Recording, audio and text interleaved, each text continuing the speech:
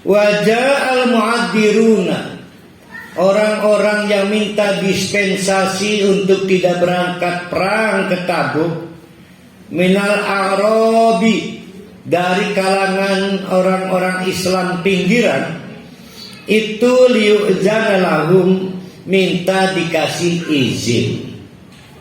Ya, boleh.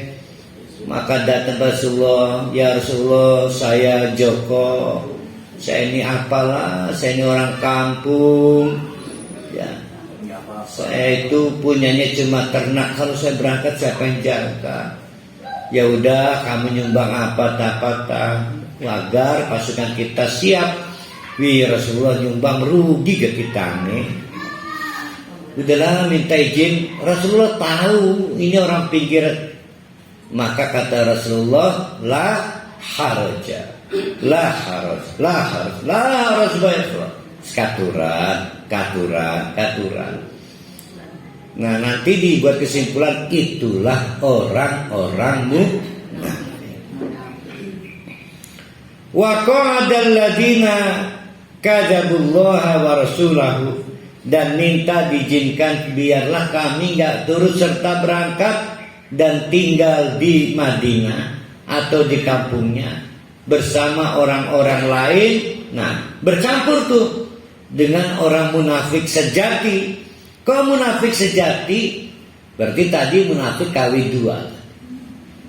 Karena munafik sejatinya adalah orang kota yang tidak punya alasan keterbatasan pengetahuan Islam, tapi ikut-ikutan gak berangkat perang Tabuk.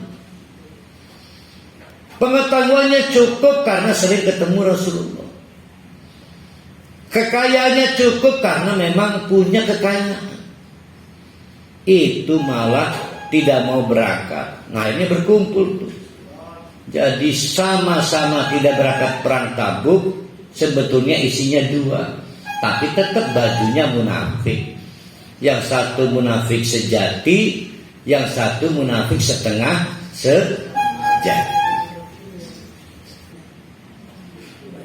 Sayusibu, walaupun karena keterbatasan pengetahuan, tetap sayusibu, kepada mereka akan ditimpakan, diberi hukuman alladzina kafaru minhum, karena dianggap kafir-kafir juga.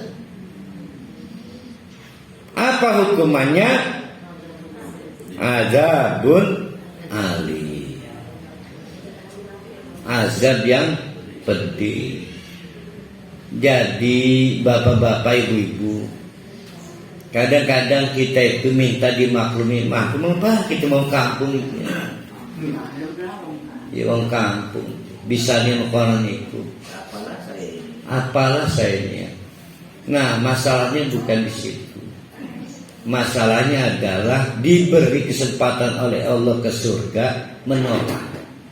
Maka disebut kafir.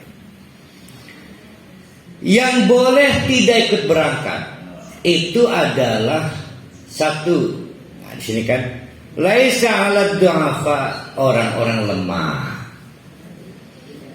lemah ekonominya.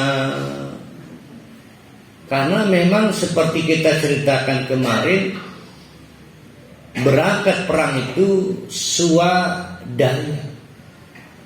Karena bukan militer yang seperti sekarang TNI, digaji, senjata disediakan.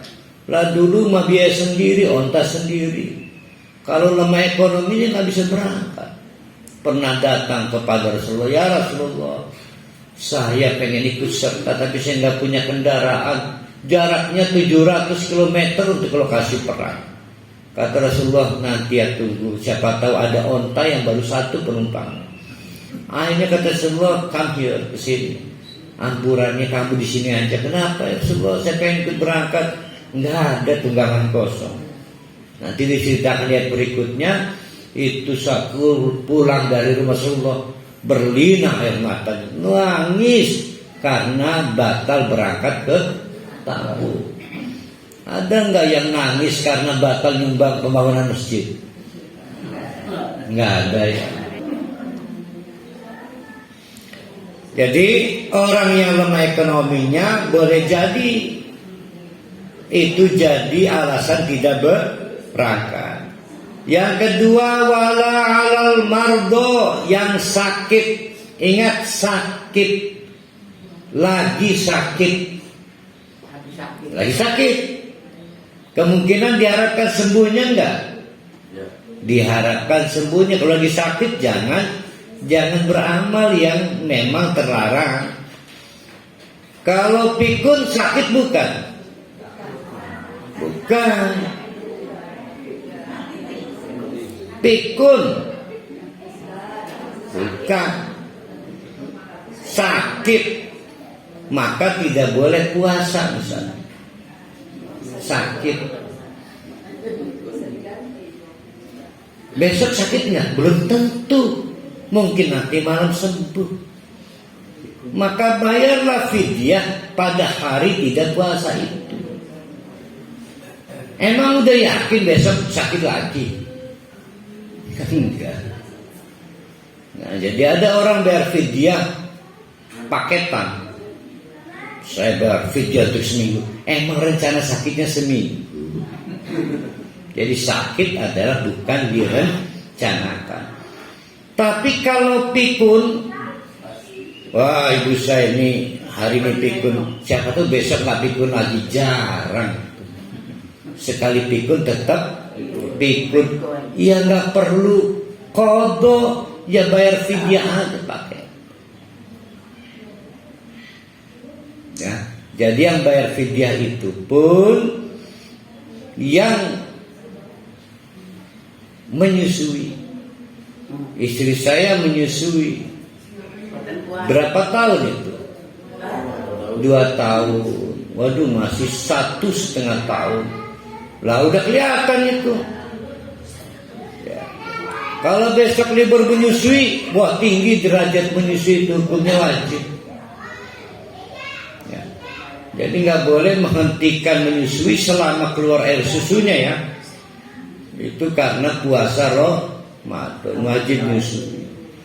Karena kalau tidak keluar air susunya sebetulnya wajib mencarikan ibu susuan. Hukumnya wajib. Jadi yang tidak boleh ditawar itu hak bayi menerima air susu ibu, baik ibu kandung maupun ibu susuan. Ini mah dicarikan sapi. Akhirnya anak saya itu sebetulnya itu.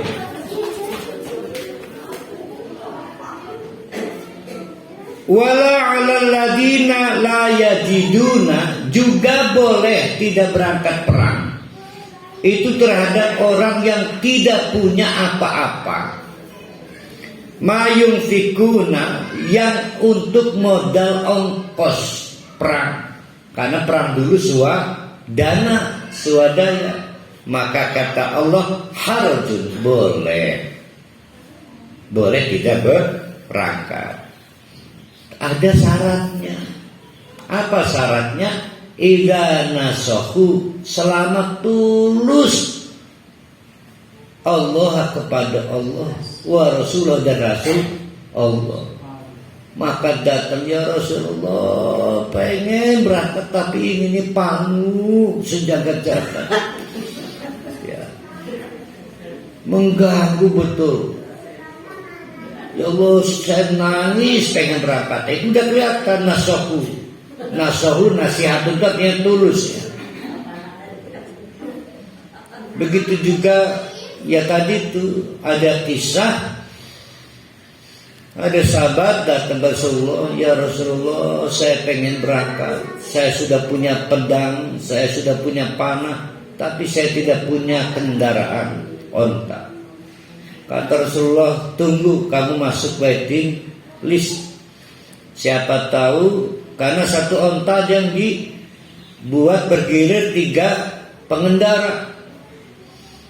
Ada yang 2 pengendara, ada yang 1 pengendara sesuai usianya. Kalau masih muda-muda kayak Pak Haji Rusdi segala ini, bertiga gantian. Nah, sampai waktunya kata Rasulullah, maaf ya Mas, Setelah saya tanya-tanya, tidak ada onta yang kosong penumpang. Waduh. Nah, itu namanya tidak punya kemampuan untuk berangkat. Kalau nekat dipaksakan berangkat ke Tabuk, waktu mati tengah jalan, kecapean. Ya namanya bodoh nekatnya, bonek nggak boleh. Syaratnya tulus izinnya, berarti ada yang modus. Nah, yang modus itulah yang disebut munafik. Di antara modus adalah, maaf saya belum bisa nyumbang masjid. Punten benar. Saya tuh bingung nih antara ngerehab rumah dan nyumbang masjid itu udah kelihatan. Udah kelihatan munafiknya. Itu contohnya. Ma'alal muslimina min sabil, sampai ada orang yang pengen beramal soleh nggak dapat jalannya. Jangan khawatir. Wallahu ghafurun rahim. Orang seperti itu kendati pun tidak dapat berangkat perang akan diampuni oleh Allah apabila minta ampunan.